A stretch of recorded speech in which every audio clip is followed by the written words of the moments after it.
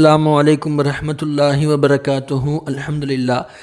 இன்றைய காலகட்டத்தில் அறிவியல் முன்னேற்றம் அடைந்த காரணத்தினால மக்களில் எத்தனையோ பேர் கடவுள் நம்பிக்கை இல்லாதவங்களாக இருக்கிறாங்க. அவங்க எந்த மதத்தையும் ஏற்றுக்க மாட்டாங்க, எந்த கடவுளையும் ஏற்றுக்க மாட்டாங்க. அவங்களுடைய சிந்தனை எப்படி இருக்கும் அப்படின்னா, ஏன்ப்பா எவ்வளோ முன்னேற்றம் அடைஞ்சிட்டோம், இன்னுமே நம்ம அப்படி ஒன்று நடந்துச்சு, இப்படி தான் பண்ணணும், இப்படி இதுதான் நல்லது, இதுதான் கெட்டதுன்னு கடவுள் சொன்னாங்க வச்சாங்கன்னு பேசுகிறீங்களேன்ற மாதிரியான ஒரு பேச்சு, ஒரு நம்பிக்கை இருக்கிறவங்கன்னு வச்சுக்குவோமே.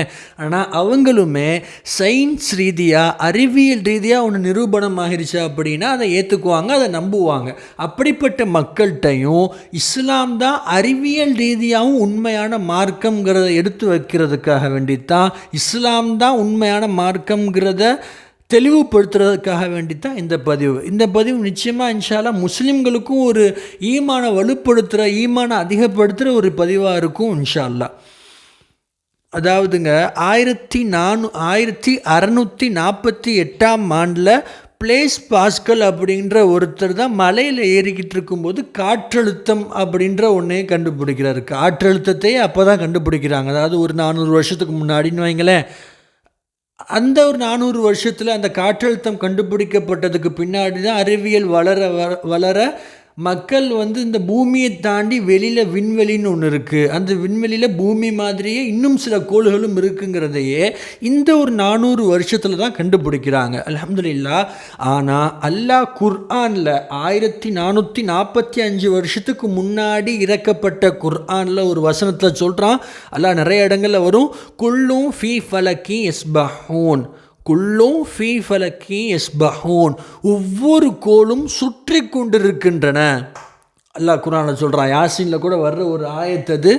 அல்லாஹ் சொல்கிறான், குல்லும் ஃபீ ஃபலக்கி யஸ்பஹூன், ஒவ்வொரு கோளும் சுற்றி கொண்டிருக்கின்றன. அல்லாஹு அக்பர். யோசிச்சு பாருங்க.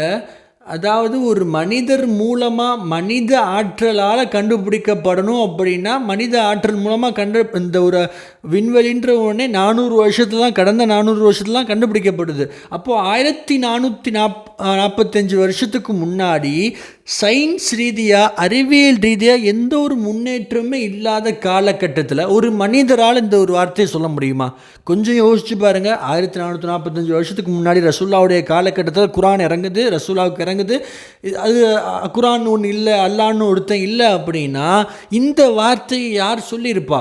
மனித ஆற்றலுக்கு, மனித அறிவுக்கு உட்பட்ட ஒரு வார்த்தையாக இது. சயின்ஸ் ரீதியாக, அறிவியல் ரீதியாக எந்த ஒரு முன்னேற்றமே இல்லாத காலகட்டத்தில் இப்படி ஒரு வார்த்தையை அல்லாஹ்வால் மட்டும்தான் சொல்ல முடியும். அல்லாஹ் அக்பர். இதில் ஹைலைட்டான இன்னொரு விஷயம் என்ன அப்படின்னா, இங்கிலீஷில் returning letter, repeated letter, repaid லெட்டர்லாம் ஒன்று சொல்லுவாங்க. அதாவது இப்போது எக்ஸாம்பிள், உதாரணத்துக்கு மலையாளம்னு இங்கிலீஷில் எழுதி அதே மலையாளத்தை திருப்பி படித்தாலும் மலையாளம் தான் வரும் இல்லையா? கவனித்து பாருங்கள்.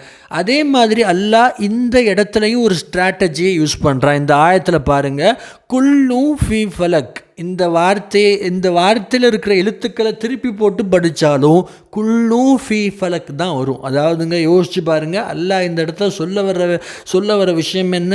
ஒவ்வொரு கோளும் சுற்றி கொண்டிருக்கின்றனன்னு சொல்கிறான். இந்த இடத்துல அந்த எழுத்துக்களையும் சுத்த விடுறான். அல்லாஹு அக்பர், அல்லாஹு அக்பர்.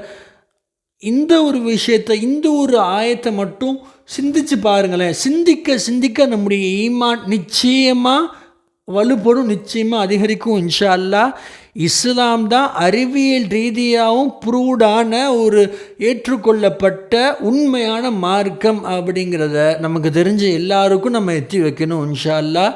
வல்ல அல்லாஹ் உலகில் வாழும் ஒவ்வொரு மனிதருக்கும் நேர்வழியை தருவானாக. அஸ்ஸலாமு அலைக்கும் வரஹ்மத்துல்லாஹி வபரகாத்துஹு.